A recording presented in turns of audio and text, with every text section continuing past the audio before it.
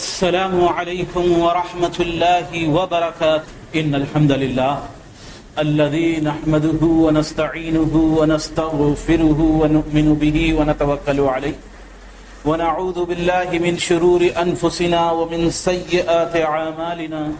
من يهده الله فلا مضل له ومن يضلله فلا هادي له. وأشهد أن لا إله إلا الله وحده لا شريك له وأشهد أن محمدا عبده ورسوله أرسله بالحق بشيرا ونذيرا. أما بعد فإن خير الحديث كتاب الله وخير الهدي هدي محمد صلى الله عليه وسلم وشر الأمور محدثاتها وكل محدثة بدعة وكل بدعة ضلالة وكل ضلالة في النار. قال الله سبحانه وتعالى في القرآن المجيد والفرقان الحميد: أعوذ بالله العظيم وبوجهه الكريم وسلطانه القديم من الشيطان الرجيم من همزه ونفخه ونفثه. ويؤثرون على أنفسهم ولو كان بهم خصاصة. وقال سبحانه وتعالى: ويطعمون الطعام على حبه مسكينا ويتيما وأسيرا إنما نطعمكم لوجه الله لا نريد منكم جزاء ولا شكورا إنا نخاف من ربنا يوما عبوسا قمطريرا. فوقاهم الله شر ذلك اليوم ولقاهم نظرة وسرورا وجزاهم بما صبروا جنة وحريرا. وقال سبحانه وتعالى: لن ينال الله لحومها ولا دماؤها ولكن يناله التقوى منكم. اللہ سبحانہ وتعالیٰ کی حمد و ثنا، اس کی بڑائی، اس کی عظمت، اس کی کبریائی یقینی طور پر جتنی بیان کی جائے وہ کم ہے. بلا شبہ ساری کائنات کا پالنہار، سب کو روزی دینے والا، سب کی مشکلوں کو دور کر دینے والا ایک اکیلا بادشاہ، ایک اکیلا رب اللہ سبحانہ وتعالیٰ ہی ہے.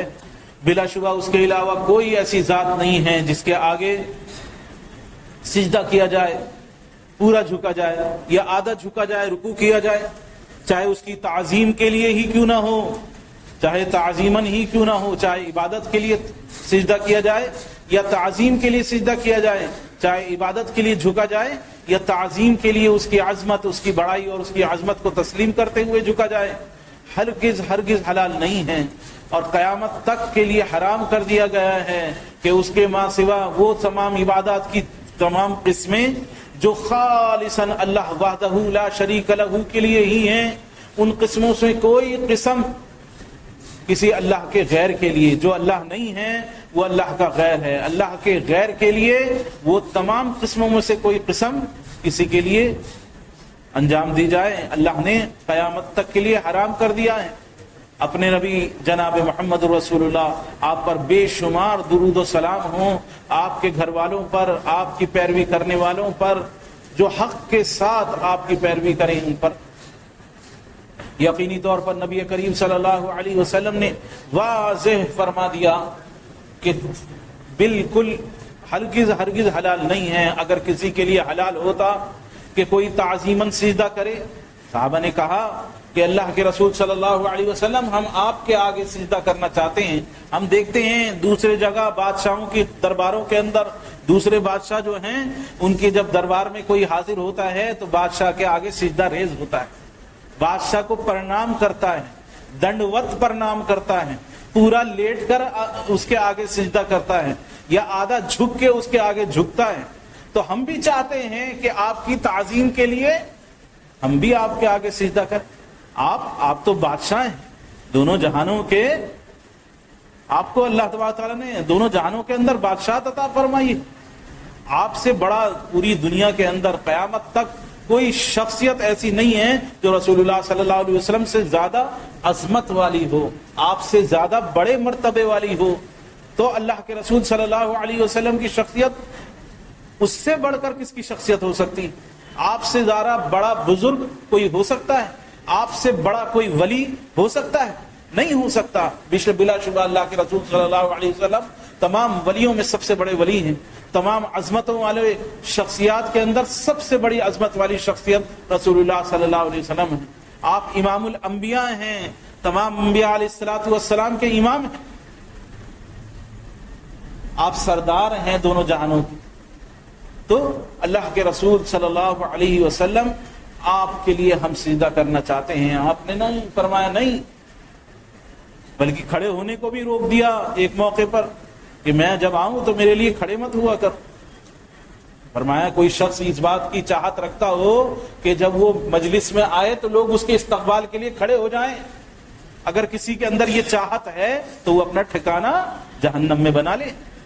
अगर किसी के दिल में चाहत हो, मियां मैं बड़ा हूं, मैं चौधरी आदमी हूं, मैं बड़ा हूं, यहाँ ठेकेदार हूं, ये फलाना हूं, फलाना हूं, फलाना हूं, मैं इस बड़ा मंत्री हूं, मैं बड़ा उस्ताद हूं, मेरे लिए जो है जब मैं हाजिर हूं तो सारे के सारे लोग अदबन खड़े हो जाएं मेरे इस्तकबाल के लिए।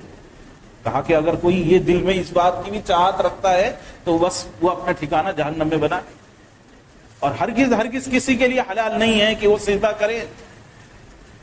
करे, चाहे उसकी कैसी भी शक्ल हो, अपनी तरफ से बनाई गई, वो झुके अल्लाह के गैर के आगे, ये हलाल नहीं है, क़यामत तक के लिए हराम कर दिया गया है। पिछली उम्मतों में ये हलाल था, जैसे कि हमने यूसुफ के किस्से में सुना है कि माँ बाप जब यूसुफ के दरबार में हाजिर हुए अपने भाई यूसुफ के भाइयों के साथ, तो सब सिजदा रेज हो गए। जबकि सब के सब हाजिर हुए तो सब ने सिजदा किया। तो ये पिछली उम्मतों में इस चीज को हलाल किया गया था, लेकिन इस उम्मत के अंदर क्योंकि क़यामत तक के लिए दीन नाजिल करना था, क़यामत तक के लिए लोगों के लिए उसवा, लोगों के लिए तरीका छोड़ना था कि कल क़यामत तक आने वाले मुसलमानों में हो सकता है कोई किसी और चीज के अंदर किसी और वे में इस चीज को ले जाए, तो शिर्क की जड़ ही काट देनी है, कोई चीज शिर्क की बाकी ही नहीं रखनी। तो बिल्कुल हराम करार दे दिया गया। कहा कि अगर सिजदे की इजाजत मिलती तो बीवी को मिलती कि वो अपने शौहर के आगे सिजदा करे, उसका शौहर उससे ज्यादा उसके नजदीक कोई अजमत वाला नहीं। वालिदैन के भी बढ़कर अजमत शौहर की है औरत के लिए। वालिदैन की अजमत सबसे ज्यादा है, लेकिन औरत के लिए शौहर की अजमत वालिदैन से भी ज्यादा है। शौहर की नाफरमानी उसके लिए वालिदैन की नाफरमानी से भी बढ़कर है। अगर दुनिया के मामलात हों, एक शौहर हुक्म दे और वालिदैन हुक्म दे, तो वालिदैन की नहीं फर्माबरदारी करनी। एक शादीशुदा लड़की, उसको अपने शौहर की फर्माबरदारी करनी।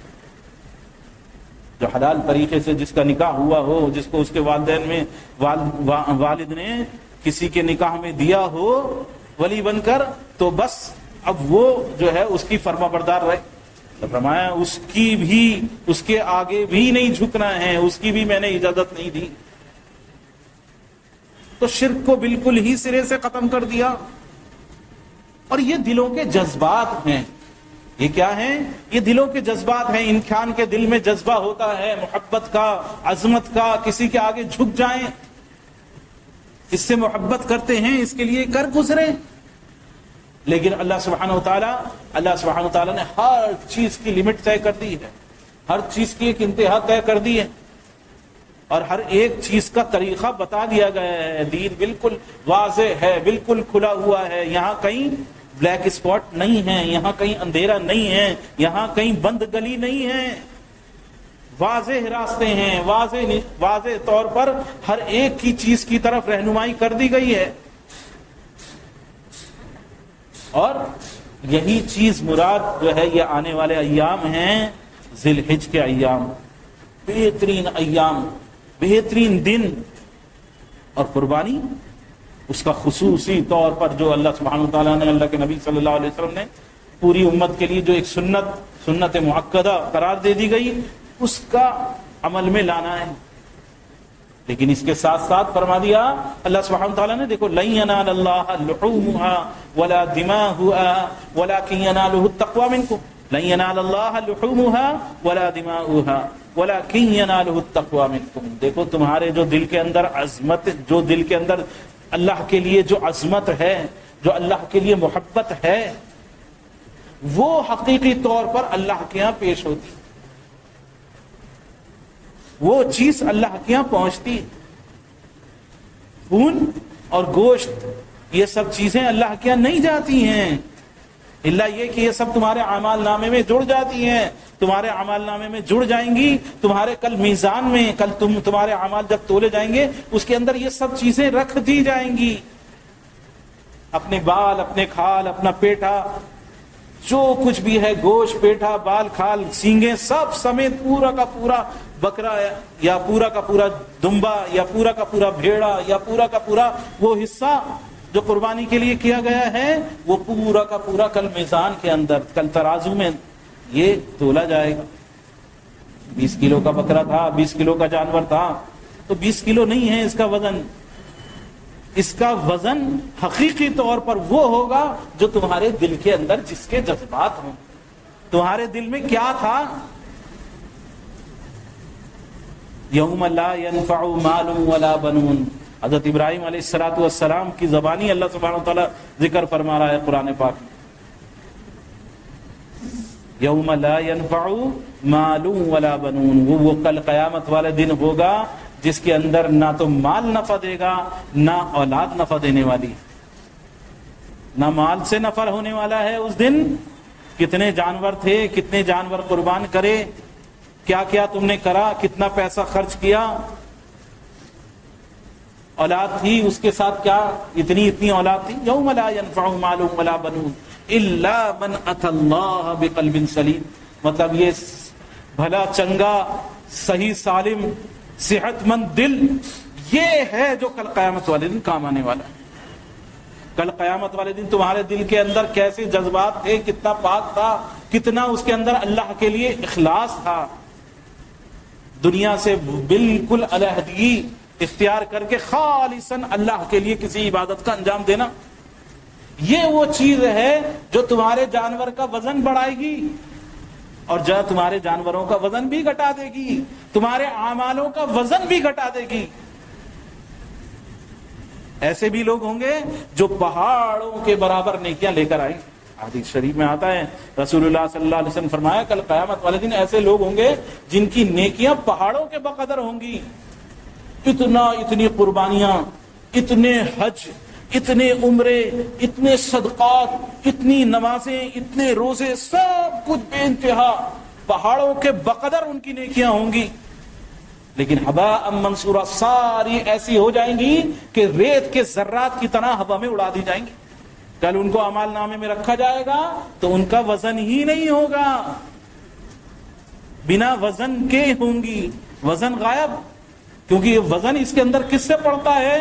قربانی کے جانور کے وزن سے وزن نہیں پڑتا ہے، بلکہ اس کے اندر پڑتا ہے وزن تمہارے اخلاص کی وجہ سے، تمہارے اندر اللہ کے لیے کتنی محبت ہے، کتنی طاقت، کتنی تم نے اپنی طرف سے کوششیں کی ہیں، ان سب کے اعتبار سے اس کے اندر وزن پڑتا ہے، اس کے اندر جان آتی۔ اگر تمہارے اندر اخلاص نہیں ہے، میاں لوگ اتنے لا رہے ہیں، ہم بھی تو، ہمارا بھی کوئی اسٹیٹس ہے، ہم اتنے جانور لے کر آئیں گے، اتنا کریں گے، فلانا کریں گے، اگر یہ سب دنیا دکھاوا ہے یا دنیا دکھاوے کا خیالات بھی آ گئے ہیں اس کے اندر، اللہ بھی ہے، اللہ کا غیر بھی ہے، اللہ بھی ہے، اللہ کا غیر بھی ہے، دونوں چیزیں میں اللہ کے لیے کر رہا ہوں، لیکن تھوڑے خیالات بھی آ رہے ہیں اور ان خیالات کو ہم پال بھی رہے ہیں، ان خیالات کو پال بھی رہے ہیں۔ سورہ کہف کی آخری آیت، من کان یرجو لقاء ربہ فلیعمل عملا صالحا، جس کو اس بات کی چاہت ہو کہ وہ اللہ سے ملاقات کرے، اچھی حالات میں اللہ سے ملاقات کرنے کو طالب ہو، چاہت ہو اس کے دل میں کہ میں اللہ سے ملنا چاہتا ہوں، اچھے انداز میں خوشی کا موقع ہو جائے، من کان یرجو لقاء ربہ فلیعمل عملا صالحا، تو اس کو کیا کرنا چاہیے؟ اس کو وہ اعمال انجام دینے چاہیے جو رسول اللہ صلی اللہ علیہ وسلم نے تعلیم دی ہے، عمل صالح کو انجام دینا چاہیے اس کو۔ عمل صالح صرف وہی اعمال ہیں جو رسول اللہ صلی اللہ علیہ وسلم نے سکھائے ہیں، اس کے ماں وہ اپنی جانب سے کسی کو عمل صالحات نہیں کہہ سکتے، اپنی طرف سے یہ کہو کہ یہ نہیں جی یہ عمل صالح ہے، جو رسول اللہ صلی اللہ علیہ وسلم کی تعلیم کے مطابق ہے وہ تمام اعمال عمل صالح ہیں۔ تو جس کو اللہ کی ملاقات کا اس کا چاہت رکھتا ہو، دل میں اس کی چاہت ہو کہ میں اللہ سے اچھے حال میں ملوں، تو اس کو کیا کرنا چاہیے؟ فَلْيَعْمَلْ عَمَلًا صَالِحًا وَلَا يُشْرِكْ، اور اس کے ساتھ ساتھ اس کو شرک نہیں کرنا چاہیے، جوڑنا نہیں چاہیے، دو چیزوں کو ملانا نہیں چاہیے.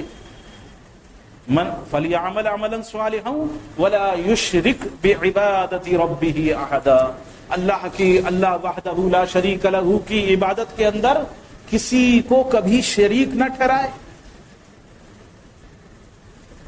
سید نے لکھا جو کل قیامت والے دن اللہ کی نعمتوں میں جنت، ساری چیزیں، ساری نعمتیں جنت کے اندر ہوں، ہر طرح کی خوشیاں ہوں گی، کبھی غم نہیں ہوگا. وہ نعمت جنت کے اندر وہ نعمت جو ہے پھیکی پڑ جانے والی ہے جس دن اللہ سبحانہ و تعالیٰ سے لوگوں کی ملاقات ہوگی، اللہ سبحانہ و تعالیٰ کا دیدار کریں گے لوگ. اللہ سبحانہ و تعالیٰ کی ملاقات، اللہ سبحانہ و تعالیٰ کا دیدار، جنت کی جتنی نعمتیں ہیں وہ سب پھیکی پڑ جانے والی ہیں. تو اللہ کی ملاقات چھوٹی چیز نہیں ہے. یقینی طور پر اللہ سبحانہ و تعالیٰ واضح طور پر فرما رہا ہے اپنے نبی صلی اللہ علیہ وسلم کی حدیث کے اندر، حدیث قدسی میں، جس میں اللہ تبارک تعالیٰ اعلان فرما رہا ہے، دیکھو میں تمام شرکا سے، تمام شریکوں سے، جن کو تم شریک ٹھہراتے ہو اللہ کا، اللہ کے ماں سوا، اللہ کا غیر، جو کچھ بھی ہے جس کو تم اللہ کے ساتھ جوڑتے ہو، ان تمام شرکا میں سب سے علیحدہ ہوں، سب سے برات ہے میری، سب سے معاملہ الگ ہے. بس میں وہی عبادت قبول کرتا ہوں جس کے اندر کوئی، اس کے اندر کسی طرح کی میرے ساتھ کسی کو شریک نہ کیا جائے. جب اللہ سبحانہ و تعالیٰ کی عبادت کے اندر کسی غیر کو شریک کر لیا جاتا ہے تو بس وہ عبادت برباد ہو جاتی. فرمایا اللہ کے رسول صلی اللہ علیہ وسلم نے، من صلی یرائی فقد اشرک، جس نے نماز پڑھی دکھانے کے لیے تو بس اس نے شرک کر لیا، اس نے اپنی عبادت میں شریک کر لیا. نماز کیا، نماز پڑھ رہا تھا، برابر میں آ کے ایک صاحب آن کے بیٹھ گئے، نماز بڑے دھیان، بڑے توجہ کے ساتھ، بڑے اللہ کے ساتھ اخلاص کے ساتھ میں نماز پڑھ رہا تھا. دل میں خیال آیا، ارے ابا بیٹھے ہیں برابر، پاپا ہیں میرے برابر میں بیٹھے ہوئے ہیں، استاد آئے ہیں وہ بیٹھے ہیں، محلے کے سروں فلانے بڑا آدمی وہ بیٹھے ہوئے ہیں، میں کیا کروں؟ میں نے تھوڑی سی رکعت لمبی کر لی، تھوڑا سا رکوع لمبا کر لیا، تھوڑا سا سجدہ لمبا کر لیا. کہیں گے میاں کیسے نماز پڑھ رہا ہو؟ ایسے نماز پڑھتے ہو؟ نہیں، اس خاطر نماز کو چینج کر دیا، بس اس نے شامل کر لیا اس کو اس عبادت کے اندر. نماز برباد ہو گئی. فرمایا کہ سکھانے کے لیے بھی علیحدہ سے نماز پڑھائی جا سکتی ہے. ایک امام، اس کے لیے بھی یہ درست نہیں ہے کہ وہ امامت کرتے ہوئے الگ انداز کی نماز پڑھے اور تنہا ہو تو الگ انداز کی نماز پڑھے. امامت کرتے ہوئے الگ انداز کی نماز ہو اور اکیلے تنہا نماز پڑھے تو الگ انداز ہو. جب لوگوں کے سامنے ہو تو دوسرا رخ ہو اور جب تنہا ہو تو دوسرا رخ ہو. یہ امام کے لیے بھی درست نہیں ہے. روزہ، نماز، کوئی بھی عبادت جس کے اندر مخلوق کا خیال دل میں آ گیا وہ عبادت برباد ہو جاتی ہے. قربانی کے اندر بھی یہ چیز خصوصی طور پر دھیان کرنے کی ہے کہ ہماری قربانی میں کسی طرح کا خیال نہ آئے لوگوں کا کہ میاں کیسا پتلا سا جانور لیا، میاں کیسا تمہارا چھوٹا سا ہے، کتنا بالکل پلا سا تم لیا ہے، میاں کیسے لیا ہے، میاں لوگ کیا کہیں گے. لوگ کہیں گے میاں لوگوں کو میاں ہمارے پڑوس میں آئے وہ اتنے بڑے بڑے 50-50 ہزار کے لاکھ روپے کے جانور لے کر آئیں اور ہم اتنا سا لے کر آئیں تو ہماری کیا عزت رہ جائے گی، ہماری کیا عزت رہ جائے گی. تو یہ دنیا کی عزت کی خاطر اگر عمل کیا تو زیرو، کچھ بھی نہیں ملے گا. قربانی کا عمل کر لیا آپ نے، خوش ہو گئے، گوشت کھا لیا، اس کے علاوہ کچھ حاصل نہیں ہوا، کوئی نیکی حاصل نہیں ہوئی. قربانی کا اجر و ثواب تو کتنا زیادہ ہے، انشاءاللہ آگے انشاءاللہ ذکر کروں گا. لیکن یہ قربانی کا جذبہ ہر چیز میں کہ انسان کو دل کے اندر وہ خلوص ہونے کی ضرورت ہے، خالصاً اللہ کے سامنے کھڑے ہونے کی ضرورت ہے، خالصاً یہ سوچنا کہ مجھے ایک دن یہ اعمال اللہ کے سامنے پیش کر دے، یہ اللہ کے سامنے پیش ہوں گے میرے سارے اعمال. پھر جو میرے دل کا حال ہوگا جو میرے دل کی کیفیت ہوگی اس کے مطابق مجھے اس کا بدلہ دیا جائے گا. جیسے میرے کی دل کی حالت ہوگی ویسا مجھے اس کا بدلہ دیا جائے گا. تو خالصاً لوگوں کے لیے قربانی کا جذبہ، اللہ کے لیے قربانی کا جذبہ، کہ میں خالصاً اللہ ہی کی خاطر جو کروں وہ سب اللہ کے لیے کروں. وَيُطْعِمُونَ الطَّعَامَ عَلَى حُبِّهِ مِسْكِينًا وَيَتِيمًا وَأَسِيرًا. جمعے کے دن صبح فجر کی نماز کی دوسری رکعت میں سورہ دہر رسول اللہ صلی اللہ علیہ وسلم پڑھا کرتے تھے. اس میں یہی واقعہ ہے کہ وَيُطْعِمُونَ الطَّعَامَ، لوگوں کو کھلاتے ہیں، لوگوں پر خرچ کرتے ہیں. خرچ لوگوں پر کر رہے ہیں لیکن کیا دل کا جذبہ کس کے لیے؟ اللہ کے لیے. وَيُطْعِمُونَ الطَّعَامَ عَلَى حُبِّهِ، کس کے لیے؟ اللہ کی محبت کی خاطر. مسکینا و یتیما و اسیرا، مسکین، یتیم اور قیدی کے اوپر خرچ کر رہے ہیں. مسکینا و یتیما و اسیرا، اور وَيُؤْثِرُونَ عَلَىٰ أَنفُسِهِمْ وَلَوْ كَانَ بِهِمْ خَصَاصَةٌ، چاہے ان کی اپنی ذات کو نقصان ہو جائے لیکن باوجود اس کے وہ خرچ کرتے ہیں، وہ لوگوں کے اوپر، اور لوگوں کے لیے اپنے آپ کو نیچے کر کے خالصاً کس کے لیے؟ یہ عمل کس کے لیے؟ کہ انٹریکشن تو ہو رہا ہے لوگوں سے، معاملہ تو ہو رہا ہے لوگوں سے، لیکن دل کا جذبات کس کے ساتھ ہیں؟ کہ اللہ کے. انما نطعمکم لوجہ اللہ، ہم تمہیں اللہ کی خاطر کھلا رہے ہیں، یہ قربانی کا گوشت تمہیں دے رہے ہیں. کس لیے؟ کہ پتہ چلے ہم کون ہیں، میاں کتنے جانور ہمارے یہاں ہوئے ہیں. نہیں، وہی انما نطعمکم لوجہ اللہ، ہم اللہ کے چہرے کی خاطر، اللہ کا چہرہ کل ہمیں دیکھنا ہے، اس کا دیدار کرنا ہے، اس سے ملاقات کی خاطر ہم تمہیں کھلا رہے ہیں. لا نريد منکم جزاء ولا شکورا، ہمیں تم سے کوئی بدلہ نہیں چاہیے، تمہاری کوئی تھینکس نہیں چاہیے، تمہاری شکر گزاری نہیں چاہیے کہ تم ہمارے احسان مند بنو، اس لیے نہیں کھلا رہے ہیں. کسی کے شکر گزاری کا جذبہ ہمارے دل میں نہ ہو، بالکل دل کو خالصاً پاک کرنا. صحابہ اکرام اللہ کے رسول صلی اللہ علیہ وسلم کے کیسے مطیع اور فرما بردار تھے، اور کیسے آخرت کی فکر کرنے والے تھے کہ اب خود بھوکے رہ کر مہمان کا اکرام کرتے تھے. دوسروں کی خاطر یہ قربانی کا جذبہ تھا ان کے اندر. کھانے کے تعلق سے یہ حدیث ہے، لیکن یہ ان قربانی کے ایام کے اندر یہ خصوصی طور پر یہ ذہن میں کرنے کی حدیث ہیں کہ ہم کر کیا رہے ہیں، کسی کو کھلا رہے ہیں، پلا رہے ہیں، تو ہمارے دل کے اندر وہ جذبات ہوں کہ دیکھو کیسے کیسے جذبے صحابہ اکرام کے اندر تھے، کیسے کیسے واقعات پیش ہوئے. وہ احادیث جمع کری ہیں. صحیح بخاری اور صحیح مسلم کی حدیث ہے. حضرت ابو ہریرہ رضی اللہ تعالیٰ عنہ روایت کرتے ہیں کہ ایک آدمی نبی کریم صلی اللہ علیہ وسلم کے پاس آیا اور کہا کہ میں بہت نڈھال ہو رہا ہوں، یعنی بھوکا ہوں بہت زیادہ، حالت میری کنڈیشن بہت زیادہ خراب ہے. پس رسول اللہ صلی اللہ علیہ وسلم نے اپنی بعض ازواج مطہرات میں سے کسی زوجہ کو، اپنی کسی بیوی کو پیغام بھیجا کہ بھائی کچھ ہے، کچھ کھلا سکتی ہو، کچھ بھیج سکتی ہو. تو ان کا جواب یہی آیا والذی بعثک بالحق ما عندی الا ما، قسم ہے اس ذات کی جس نے آپ کو حق کے ساتھ بھیجا ہے، ہمارے پاس کچھ نہیں ہے پانی کے سوا، پانی ہی ہے. رسول اللہ صلی اللہ علیہ وسلم کے گھر کی حالت ایسی تھی. دوسری کو بھیجا، تیسری کو پیغام بھیجا، ہر ایک کا جواب یہی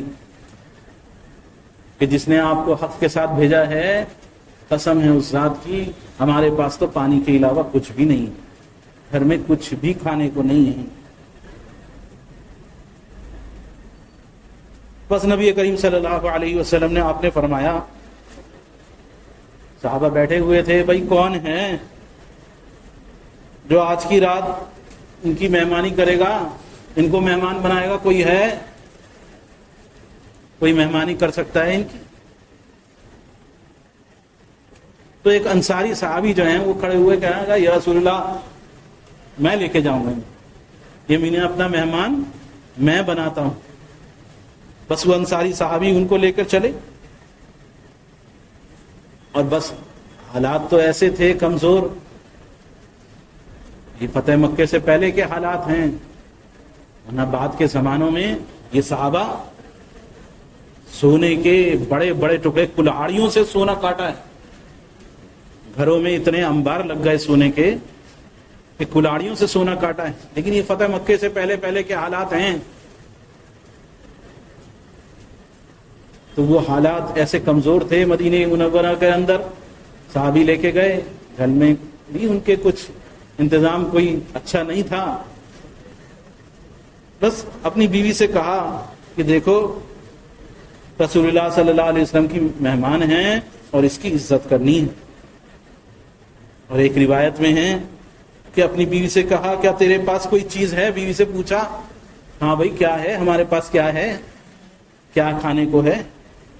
اس نے کہا کہ نہیں کچھ نہیں ہے، صرف بس بچوں کی خوراک ہے، بچوں کے لیے کچھ رکھا ہے، بچوں کا پیٹ بھر جائے، صرف بچوں کا کھانا رکھا ہوا ہے، بچوں کے لائق کچھ روٹی کے ٹکڑے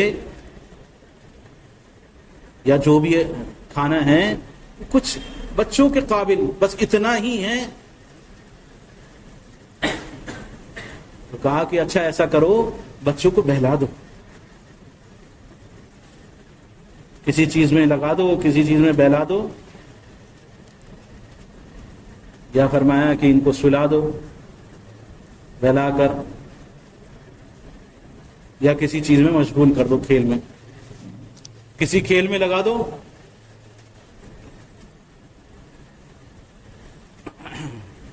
اور جب وہ رات کا کھانا مانگیں تو انہیں کسی طرح سے سلا دینا۔ جب مہمان گھر میں داخل ہوئے تو ایسا کرنا کہ جب مہمان جب گھر میں آئیں تو کسی بہانے سے چراغ کو بجھا دینا، جو روشنی ہے اس کو بجھا دینا، اور پھر ایسے ظاہر کرنا کہ جیسے ہم کھا رہے ہیں، ہم بھی کھا رہے ہیں، منہ سے اس طرح کی آواز نکالنا، جیسے ہم منہ نوالا چبا رہے ہیں ایسی آواز نکالنا کہ اس کو لگے کہ ہم بھی کھا رہے ہیں، وہ بھی کھا رہا ہے۔ کتنا کھانا ہے یہ پتہ نہ چل پائے، اندھیرے کے اندر چراغ بجھا ہوا ہے، ہلکی پھلکی چاند کی روشنی آ رہی ہوگی، تو اس روشنی کے اندر اتنا پتہ نہیں چل پائے گا، تو ایسا ہے آواز نکالنا ایسی کہ جس سے لگے کہ ہم بھی کھا رہے ہیں۔ چنانچہ وہ سب کھانے کے لیے بیٹھ گئے، مہمان نے کھانا کھایا، اسی انداز سے انہوں نے کیا، اور رات گزر گئی۔ جب صبح رسول اللہ صلی اللہ علیہ وسلم کے پاس وہ حاضر ہوئے تو آپ نے فرمایا تم نے آج کی رات جو اپنے مہمان کے ساتھ سلوک کیا ہے تو اس پر اللہ سبحانہ و تعالیٰ بہت زیادہ خوش ہوا ہے۔ اللہ کے نبی صلی اللہ علیہ وسلم کو وحی کے ذریعے خبر دے دی گئی کہ ایسا ایسا معاملہ ان لوگوں نے کیا ہے، اپنے بچوں کو بھی بھوکا رکھا، خود بھی بھوکے رہے، اور مہمان کو کھلا دیا، مہمان کو اس کی خوراک اس کو دے دی، جو تھوڑا بہت تھا وہ کھلا دیا اس کو۔ تو اللہ سبحانہ تعالیٰ اس سے بہت خوش ہوا۔ صحیح بخاری صحیح مسلم کی روایت، مل کے کھانا کھانا، ایک ہی دسترخوان پہ کھانا کھانا، بلکہ ایک پلیٹ میں، بڑی پیالی میں، بڑے برتن کے اندر، بڑے تھال کے اندر، عربوں کا طریقہ ہے۔ اس پر فضیلت بیان کی ہے اللہ کے رسول صلی اللہ علیہ وسلم کہ دیکھو کہ ایک آدمی کا کھانا 2 آدمیوں کو، اور 2 کا کھانا 4 کو، اور 4 کا کھانا 8 آدمیوں کو کافی ہو جاتا ہے جب مل کے کھانا کھایا جاتا ہے۔ کوئی گناہ کی بات نہیں ہے کوئی اگر تنہا کھانا کھائے، لیکن اگر مل کے کھانا کھائیں گے تو اس کے اندر خیر و برکت ڈال دی جائے گی۔ ایک پیالی میں، ایک پلیٹ میں اگر 2 آدمی مل کر کھائیں تو ایک اکیلے آدمی کا کھانا 2 آدمی کھا لیں گے، یہ رسول اللہ صلی اللہ علیہ وسلم نے خبر دی ہے۔ مل کے کھانا کھانے سے اس کے اندر خیر و برکت ڈال دی جاتی ہے. تو اپنا حصہ کھلایا جا رہا ہے. خدا نہ خواستہ اب تو ایسے حالات نہیں ہیں، کم از کم ہم لوگوں کے ایسے حالات نہیں ہیں کہ انسان کی حالت یہ ہو کہ بھوک کے مارے مر رہا ہو یا چراغ بجھا کے دوسرے کو کھانا کھلانا پڑے. لیکن اس واقعے سے، اس حدیث سے یہ جذبہ تو نکل کے آتا ہے کہ وہ جذبات جو ہونے چاہیے، جو قربانی کے جذبات ہونے چاہیے، ان قربانی کے جذبات کو اللہ سبحانہ و تعالیٰ محبوب رکھتا ہے، ان کو پسند کرتا ہے. تو اگر یہ جذبات نہیں ہیں، ہمارے اس طرح کے جذبات نہیں ہیں، تو پھر وہ قربانی جو اصل مقصود ہے، جو چاہی جا رہی ہے، وہ قربانی کا مقصد انسان حاصل نہیں کر سکتا. تو اس لیے سب سے پہلے اپنے دل کو پاک کرنا ہے اللہ کے غیر سے. اللہ کے غیر کی خاطر نہیں کرنا ہے، اللہ کی خاطر کرنا ہے. کوئی نہیں دیکھ رہا، رات کی تنہائی ہے لیکن وہ کھلا رہے ہیں. ہم کیسی قربانی کر رہے ہیں، چاہے پتی کر رہے ہیں، کوئی جانور حسب استطاعت وہ کر رہے ہیں. وہ کس خاطر؟ کہ اللہ ہی کی خاطر. کوئی راضی ہو یا نہ ہو. اور پھر یہ عشرہ، پیر والے دن یا منگل والے دن چاند ہو جائے گا. اس چاند کے ہونے سے پہلے جو خصوصی طور پر اہتمام کرنے کے لیے اللہ کے رسول صلی اللہ علیہ وسلم نے آپ نے حکم فرمایا. صحیح مسلم کی روایت فرمایا کوئی شخص اگر اس بات کی چاہت رکھتا ہو یا اس کے پاس قربانی کا جانور کا انتظام ہو، وہ قربانی کرنے والا ہو، تو بس اسے چاہیے کہ وہ اپنے ناخنوں میں سے اور اپنے بالوں میں سے کچھ نہ لے. اپنے ناخن اور بال جو کاٹنے ہیں وہ چاند سے پہلے کاٹ لینا. چاند ہونے کے بعد اس میں سے کچھ نہ کاٹ، حتیٰ کہ جب تک قربانی نہ کر لے تب تک اس سے رکا رہے. منع فرمایا ناخن اور بال سے. اور سنن ابو داؤد کی روایت، انہوں نے کہا کہ رسول اللہ صلی اللہ علیہ وسلم نے جب اس کے اندر قربانی کے حکم یا قربانی کی فضیلت آپ نے بیان فرمائی، تو ایک شخص آیا، اس نے سوال کیا یا رسول اللہ میرے پاس تو قربانی کے لیے ایک بکری جو دودھ دینے والی ہے اس کے سوا کوئی انتظام نہیں ہے، کیا میں اس کی قربانی کروں؟ آپ نے فرمایا نہیں، اس کی قربانی مت کرو، الا یہ کہ تم جو ہے کیا کرنا کہ تم اپنے اور جب قربانی کا وقت ہو، جس وقت قربانی کرنی ہو، اس وقت اپنے ناخن، اپنے بال، اپنے زیر ناف کے بال، ان کو مونڈ لینا، ناخنوں کو کاٹ دینا، کتر دینا، تو تمہیں قربانی کے جانور کے بقدر ثواب ملے گا. کوئی شخص اگر قربانی کی استطاعت نہیں رکھتا، نہیں کر پا رہا، اتنے حالات نہیں ہیں، پتی بھی نہیں کر پا رہا، کسی طرح سے کچھ بھی انتظام نہیں کر پا رہا، تو ایسے شخص کے لیے فرمایا کہ ایسا شخص اپنے ناخن، بال وغیرہ وہ نہ تراشے، چاند ہونے کے بعد یہ نہ کرے، اور جب عید الاضحیٰ کا دن ہو اس دن جو ہے اپنے ناخن اور بال جو ہے وہ تراشے، تو اسے قربانی کا اجر و ثواب ملتا ہے. اور پھر یہ عشرہ جو شروع ہو رہا ہے اس کی بہت زیادہ فضیلت ہے. صحیح بخاری، صحیح مسلم، ترمذی وغیرہ میں بہت زیادہ اس کی فضیلت آئی. بلکہ فرمایا کوئی دن ایسا نہیں گزرتا جو اس عشرے، ان 10 دنوں سے زیادہ فضیلت والا کوئی دن ہو. یعنی کوئی عمل انسان انجام دے، کوئی نیکی انجام دے، اور ان 10 دنوں میں وہ نیکی انجام دے، کوئی صدقہ، کوئی خیرات، روزہ، نماز، ذکر و اذکار، اللہ کی تسبیح، اللہ کی تحمید وہ بیان کرے، وہ اس عشرے کے اندر بیان کرے، اس عشرے کے اندر وہ نیک کام کرے، تو وہ نیکی جو ہے اس نیکی تک پہنچ ہی نہیں سکتی اس عشرے کے علاوہ. اتنی فضیلت، اتنا مقام، مرتبہ اس کا بیان کیا گیا ہے. صحابی نے سوال کیا یا رسول اللہ کیا جہاد فی سبیل اللہ کے راستے میں کوئی جہاد کرے اس سے بھی زیادہ بڑھ کر ہے اس عشرے کی نیکی؟ فرمایا ہاں، والجہاد فی سبیل اللہ کے راستے میں جہاد، اللہ کے راستے میں کوشش، اس سے بھی بڑھ کر ہے ہاں یہ کہ کوئی جہاد اللہ کے راستے میں مجاہدہ کرے اور پھر اپنی جان اور اپنی مال کو لے کے جائے اور پھر اس میں سے کچھ بھی واپس نہ آئے، یعنی شہید ہو جائے، تو اس کی نیکی تو ممکن ہے اس سے بڑھ جائے گی، ورنہ اس کے سوا کسی کی نیکی اس عشرے کے اندر کی گئی نیکی سے بڑھ نہیں سکتی۔ اتنا زیادہ مقام مرتبہ اس عشرے کے اندر کی گئی نیکی کا ہے۔ فرمایا کہ رمضان المبارک کے اندر وہ ایام ہیں جس کے اندر نیکی کا اجر و ثواب بڑھ جاتا ہے۔ یہ وہ ایام ہیں جس کے اندر اللہ سبحانہ و تعالیٰ کو نیکی، محبوب ترین نیکی جو ہے اس کے اندر کی گئی نیکی کو سب سے زیادہ اللہ سبحانہ و تعالیٰ پسند کرتا ہے۔ اللہ کی پسند کے اعمال جن کو اللہ سبحانہ و تعالیٰ جن سے راضی ہو، ایسے اعمال اس عشرے کے اندر۔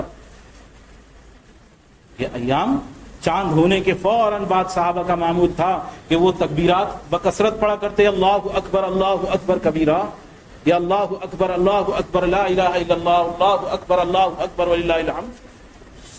ابو ہریرہ رضی اللہ تعالیٰ عنہ، ابن عمر رضی اللہ تعالیٰ عنہ، ان کا معمول تھا یہ بازاروں میں نکلتے اور لوگوں کے بیچ میں تکبیرات پڑھتے، لوگ بھی ان کو سن کے تکبیرات پڑھنے لگتے۔ یہ پورا کا پورے جتنے ایام ہیں، یہ پورے چاند ہونے کے بعد یہ سارے ایام 13 تاریخ تک بکثرت پڑھنا ہے اللہ کی تکبیرات، اور خصوصاً سبحان اللہ والحمد للہ ولا الہ الا اللہ اللہ اکبر، اس کی جتنی ہو سکے آدمی کثرت کے ساتھ کوئی لمحہ نہ چھوڑے۔ یہ نیکی کے وہ مقام ہیں جن کی نیکیاں اتنی زیادہ بڑی ہوئی ہیں، بلکہ حدیث میں آتا ہے کہ اس عشرے کے اندر اللہ سبحانہ وتعالیٰ نے تو قرآن میں قسم کھائی ہے، والفجر وليال العشر، اس عشرے کی قسم کھائی ہے اللہ سبحانہ وتعالیٰ نے۔ تو یہ ایسے نہیں ہیں کہ جن کو چھوڑ دیا جائے، بلکہ ایک روزہ وہ 1 سال کے روزوں کے بقدر اجر و ثواب ایک روایت میں، اور عرفے کا روزہ وہ انشاءاللہ آئندہ جمعے میں ذکر کروں گا، اس کا ثواب تو 10,000 دن کی عبادت کے بقدر ہے۔ عرفے کے دن عبادت کرنے کا ثواب جو 9 تاریخ ہمارے حساب سے ہوگی، اس 9 تاریخ کو 10,000 دن عبادت کرنے، 30 سال تک انسان نے عبادت کی، اتنا زیادہ اس پر اجر و ثواب ہے۔ بلکہ 1 سال گزشتہ اور 1 سال آئندہ کے گناہوں کا کفارہ ہے، اللہ سبحانہ وتعالیٰ اس کے گزشتہ اگلے اور پچھلے گناہوں کو معاف فرما دیتا ہے۔ جو مومن بدعتی نہ ہو، مشرک نہ ہو، اس کو اللہ سبحانہ وتعالیٰ بخش دیتا ہے۔ تو یہ عشرہ، اس کو خصوصی طور پر اہتمام سے اس عشرے کے اندر جتنا ہو سکے روزہ رکھنا ہے، ذکر و اذکار کرنا ہے۔ روزہ نہیں رکھ رہے، آپ زبان کو ذکر سے تر کریے، صدقات و خیرات کریے، نیک اعمال کے اندر جو ہو سکے وہ نیکی اس عشرے میں انجام دینی ہے۔ لغویات سے بچ کے اپنے آپ کو پورا کا پورا حاصل کرنا ہے۔ یہ خصوصی موقع ہیں جو کمانے کے موقع ہیں، حاصل کرنے کے موقع ہیں۔ اللہ سبحانہ وتعالیٰ سے دعا ہے کہ اللہ سبحانہ وتعالیٰ ہمیں کما حقہ، جیسے دین اسلام پر چلنا چاہیے، جیسے نیکیوں کی طرف رغبت کرنی چاہیے، جیسے اے رب العالمین جیسے نیکی کے ان خصوصی مواقع کو کما حقہ، ان سے نیکیاں کمانی چاہیے۔ یہ کمانے کا سیزن ہے العالمین، ویسے اس سیزن کو لوٹنے والے ہوئے العالمین تو ہمیں شامل فرما دے۔ اے رب العالمین، اے اللہ وقت کو ضائع کرنے اور تیری ناقدری اور نافرمانی سے العالمین ہم تیری پناہ پکڑتے ہیں۔ العالمین اے اللہ ہم اس سے تیری پناہ پکڑتے ہیں کہ ہم دنیا کے دکھاوے کی خاطر، دنیا کو راضی کرنے کی خاطر کوئی عمل انجام دیں۔ اے اللہ خالصاً خلوص و للہیت عطا فرما، جو بھی کام کریں، جو بھی نیکی کریں، اللہ خالص تیری ہی خاطر کرنے والا بنا دے۔ اے رب العالمین، دنیا کی عزتوں سے نکال کر کہ دنیا کی عزت کی چاہت، العالمین یقینی طور پر دنیا کی عزت کی چاہت بری چاہت ہے، العالمین دنیا کی عزت کی چاہت سے نکال کر آخرت کی عزت کی محبت العالمین سینوں میں اتار دو۔ اے اللہ تو دنیا میں بھی عزت عطا فرما، دنیا میں بھی ذلت سے بچا، اور آخرت کے اندر بھی عزت عطا فرما دے۔ العالمین عزتوں کا دینے والا اے رب العالمین، اے اللہ ہماری ضرورت کی کفالت کرنے والی ذات اے اللہ تیری ہے۔ اللہ دنیا اور آخرت دونوں جہانوں میں ہر طرح کی بلا، آفت، بیماری، پریشانی کو العالمین تو ہم سے دور فرما دے۔ اے رب العالمین جن بے اولاد ہیں انہیں نیک صالح اولاد عطا فرما دے۔ اللہ جو بے نکاح بیٹھے ہوئے ہیں اللہ ان کے لیے اللہ ان بچے بچیوں کا اللہ رب العالمین اللہ غیب سے بہترین، دین و دنیا کے اعتبار سے بہترین جوڑے ان کو العالمین مرحمت فرما دے۔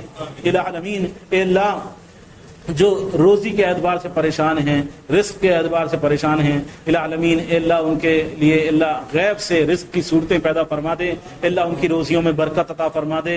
العالمین اے اللہ ہر طرح کی پریشانی، بلا اور بیماری اور پریشانی کو الہ العالمین ہم تیرے آگے کہتے ہیں الہ العالمین تو ہی ہمارے دنیا کے معاملات کو بھی حل کرنے والا ہے، آخرت کے معاملات کو بھی حل کرنے والا ہے۔ اللہ دنیا اور آخرت دونوں جہانوں میں اللہ سرخروئی عطا فرما دے الہ العالمین۔